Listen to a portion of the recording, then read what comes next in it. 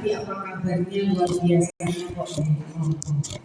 Apa kabarnya hari ini? Luar biasa nih teman. Ya, Bapak Ibu dan juga saudara. Ada kisah yang dimana ada seorang pemuda. Seorang pemuda ini bertanya kepada sang gurunya, "Guru, di manakah tempat kesuksesan?" Sang guru mendengar pertanyaan tapi tidak melontarkan dengan jawaban. Dia hanya memberikan tanda dengan menunjukkan salah satu sudut jalan. Lalu bergegaslah anak muda itu karena dia tidak mau meninggalkan dan menyia-nyiakan waktu untuk kesuksesannya. Dia pergi dengan cepat ke arah yang dituju oleh sang guru. Tapi beberapa langkah dia berlari ke sana, ternyata kok jalannya buntu. Ada tembok yang sangat tinggi yang menjadi penghalang, dan kemudian dia berpikir, jangan-jangan aku salah mengartikan arahan yang dituju oleh sang guru tadi. Kembalilah anak muda ini kepada sang gurunya tadi. "Guru, jalan yang kau tunjukkan itu jalan buntu. Tidak ada jalan yang kemudian bisa kutempuh. Di mana letak kesuksesan itu?" Sang guru pun juga tidak menjawab dengan perkataan, melainkan mengarahkan dan menunjuk pada sebuah sudut yang sama seperti yang pertama. Lalu bergegaslah anak muda itu ke arah yang sama tadi.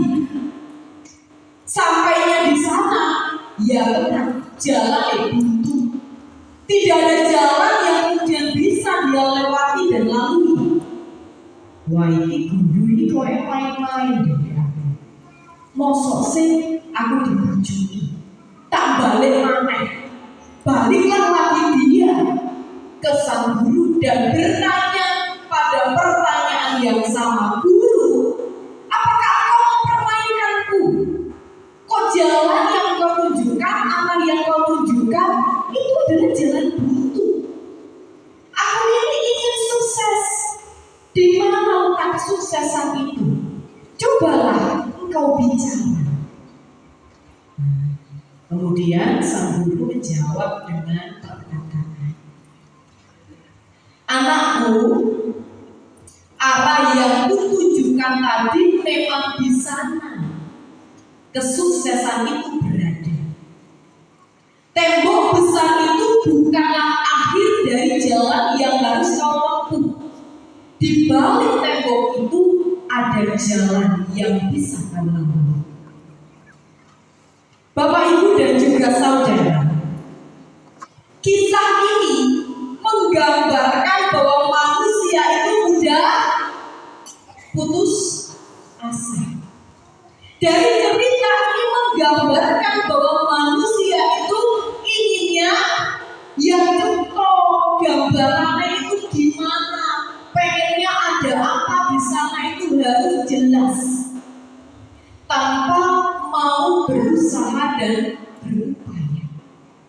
Terkadang ini menjadi sifat yang melekat erat dengan manusia. Nah, ini menjadi sebuah pergumulan karena si anak muda tadi itu datang sampai 3 kali dengan nada yang menunjukkan emosi dan amarahnya. Dikiranya guru itu mempermainkan dia.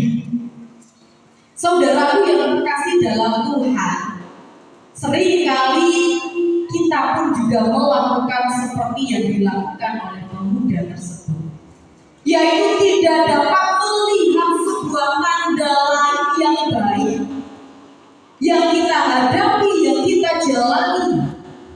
Padahal Tuhan itu memakai banyak jalan, banyak cara banyak tanda yang diberikan kepada kita, bisa melalui tanggung jawab, bisa melalui seorang yang ada di sekeliling kita, juga kemudian bisa melalui persoalan tantangan hidup dan lain sebagainya. Itu bisa menjadi cara Allah. Dan semuanya itu terjadi agar kita ini dapat melihat makna dari setiap hal yang terjadi atas hidup kita. Tapi karena manusia ini udah putus asa dan pengennya semua serba mujizat ya. Karena orang Kristen itu juga mengenal mujizat. Jadi apa-apa mesti pakai mujizat. Jadi kalau kita disuruh mencari dulu, ogah pengennya semua serba bisa, semua serba terwujud dengan baik. Kalau harus disuruh cari jalan dulu itu kok rasanya wis kesel. Itu yang kemudian dialami oleh banyak manusia yang entah kita sadar atau tidak. Kira-kira begitu kan? Iya. Nah, Rasul Paulus, Bapak Ibu dan juga saudara, dalam suratnya mengawali perikop ini dengan tulisan yang dituliskan kepada jemaat di Roma. Rasul Paulus memberikan sebuah salam dan memperkenalkan dirinya sebagai siapa? Hamba Yesus Kristus. Identitas sebagai hamba Kristus itu disebutkannya bukan karena keinginannya dia, tetapi dia sudah diutus oleh Allah untuk melakukan sebuah tugas tanggung jawab sebagai rasul, sebagai hamba, dengan maksud dan tujuan atas panggilan dan kehendak Tuhan sendiri kepadanya. Sebagai orang yang sudah dipanggil, sebagai orang yang telah diberi arahan, tentunya Rasul Paulus pun juga bertindak sebagai hamba untuk melakukan apa yang diberikan kepadanya. Sama dengan kita. Kalau anak-anak ini, anak-anak agak mencang-mencang. Kalau disuruh orang tua beli gula atau beli garam, langsung berangkat atau tantang? Cara jajan gimana jawabnya ini? Banyak anak-anak tapi agak mencang. Apa jawabannya? Pendeta pun mau takon. Apa main HP dulu? Iya, kalau dia ngomong. Karena zaman sekarang itu ada peribahasa sekarang itu bukan generasi Z. Kalau kamu udah juga, tapi generasi avatar. Apa-apa kenal. Oke, yang muda-muda mungkin yang di atas. Ya, pokoknya ya HP disik, memotone, buksi. Nah itu juga terjadi sehingga apa? Menunjukkan gambaran-gambaran yang menunjukkan sebuah sikap yang tidak menjadi hamba. Dan sikap yang menunjukkan bahwa semuanya pengennya sukses, pengennya semuanya pokoknya serba menerima hal-hal yang enak. Tapi ya kalau disuruh belajar kursi, kalau disuruh melakukan sebuah tugas tanggung jawab kita itu sebagai siswa, sebagai mahasiswa, yuk kursi. Nah, lalu bagaimana kemudian kesuksesan itu bisa diraih? Apalagi ketika kita berbicara tentang iman. Iman memberikan sebuah janji ketika Allah menjadi manusia. Firman yang menjadi daging, jelas bahwa damai sejahtera itu diterima oleh manusia.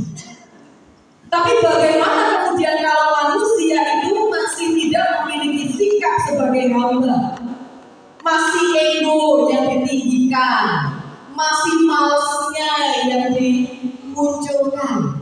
Tapi kalau ingin berkat, wes royongan.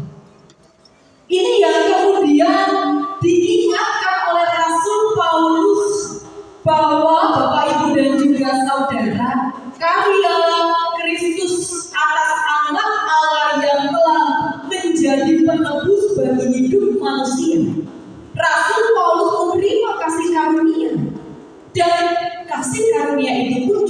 kita terima sebagai anak-anaknya. Karena pada dalam ayat yang ke-6 dikatakan, kamu juga termasuk di antara mereka. Kamu yang telah dipanggil menjadi milik Kristus.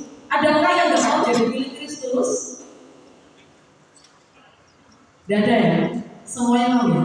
Mau semuanya? Anak-anak mau jadi milik Kristus? Anak-anak nanti jadi banyak yang maju ke depan. Anak-anak mau jadi milik Kristus? Mau. Orang tua yang dewasa. Yang dewasa ini ada dua. Pralansia, ugi, woro, nanti nyusul. Mau menjadi milik Kristus? Mau nih mantap. Ini baru saya dengar kemauan ya tegas, agak berat, yang dimana itu menggambarkan keseriusan. Rasul Paulus pun juga mengingatkan kepada kita. Kalau Rasul Paulus kala itu mengingatkan kepada jemaat di Roma tentang kasih karunia yang juga diterima oleh mereka agar mereka hidup dalam panggilan Tuhan sebagai milik Kristus yang telah diselamatkan. Perayaan Natal, kemuliaan bagi Allah dan damai sejahtera di dunia. Ini menjadi sebuah tema besar bahwa kita tidak hanya menggumuli tema itu, tetapi kita diajak untuk melakukan sebuah panggilan Tuhan atas karya keselamatan dan dikuduskan. Umat terkasih, Allah itu memberikan tanda surgawi kepada kita sampai hari ini. Kalau Allah tak memberikan tanda surgawi, Allah tak mau datang kemari. Di tengah kegalauan, gundah-gulana, kekacauan hidup dan carut marut kehidupan manusia, Allah tidak pernah meninggalkan kita. Ia bahkan memberikan sebuah tanda-tanda surgawi melalui orang-orang yang ada di sekeliling kita. Coba panjenengan tengok kanan kiri depan belakang. Itu adalah tanda-tanda surga. Kira-kira cocok nggak kalau panjenengan jadi tanda-tanda surga ini? Cocok kalau bukan? Cocok. Tanda-tanda surga ini kok kan indah gitu ya. Kan surga itu kan indah, pokoknya bagus gitu. Kalau kita melihat hidup kita dan berkaca, kira-kira kita sampai orang cantik dan ganteng belum cukup untuk menjadi tanda-tanda surga. Tapi sesuatu yang tidak terlihat, ya, saya pun juga belum tentu cocok dengan tanda-tanda surga. Tapi kita ini digambarkan sebagai tanda-tanda surgawi, Bapak Ibu. Betapa bahagianya kita, betapa sukacitanya kita ketika kita juga menjadi tanda-tanda surgawi. Bahkan sebenarnya melalui peristiwa yang kita alami begitu banyak, di sana pun juga ada tanda-tanda surgawi. Umat Tuhan, saudaraku yang bersukacita pada saat ini, tujuan agar kita hidup itu sama seperti Yusuf dan Maria, yang mampu mengambil peran, yang mau memberikan diri melanjutkan karya Tuhan walaupun begitu banyak risiko. Demikian pula kita sebagai umat Tuhan, kita telah menerima kasih karunia, kita telah menerima damai sejahtera. Kini saatnya kita juga hidup dalam panggilan sebagai hamba. Sebagai hamba itu adalah taat dan juga setia. Karena kita tahu bahwa kita hidup dan lahir di dunia ini kan tidak bawa apa-apa ya. Semua akan kita letakkan. Yang dunia di dunia, tapi yang surgawi, roh kita akan tetap hidup sebagai hamba yang taat dan setia kepada siapa? Kepada Dia yang telah lahir bagi kita semua. Umat Tuhan yang berbahagia dan bersukacita, bersama-sama kita menghayati bahwa kita juga adalah tanda-tanda surga. Kini tanda surgawi itu harus diwujudkan dan digambarkan sebagai diri yang menjadi hamba. Oleh karena itu saya ingin mengajak panjenengan untuk menghayati sebuah ujian. Hati sebagai hamba, saya undang untuk berdiri, menyadari bahwa berada kita tak membawa apa-apa.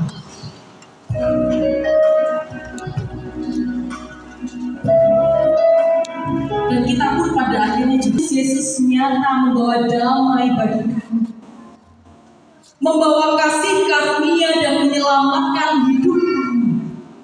Kini saatnya Tuhan, hidup dan kehidupan kami sebagai pengikut Tuhan dan menjadi hamba yang taat dan setia, menyembah, bersyukur, bersukacita di kala gundah gulana dan perasaan yang jauh. Kini kami mau menghadirkan Natal sepanjang waktu dan kehidupan kami. Walaupun kedatangan kami di dunia ini hanyalah kosong, tapi kami diisi oleh karya keselamatan Tuhan melalui kelahiran. Tuhan, inilah hidup kami. Kini kami mau menjadi hamba-Mu sampai akhir hayat kami. Di dalam sukacita atas perayaan Natal saat ini, kami nyatakan hidup dan kehidupan kami di dalam Yesus Kristus Juru Selamat kami. Amin. Dipersilakan duduk kembali.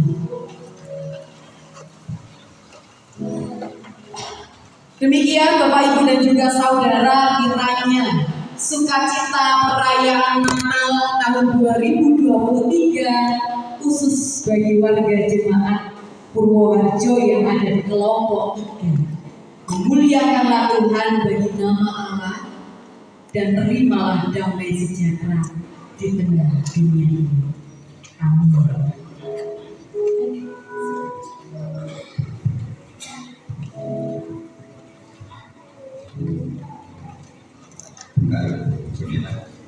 Ada tragedi atau berkat dari kelompok 3. Oh, boleh.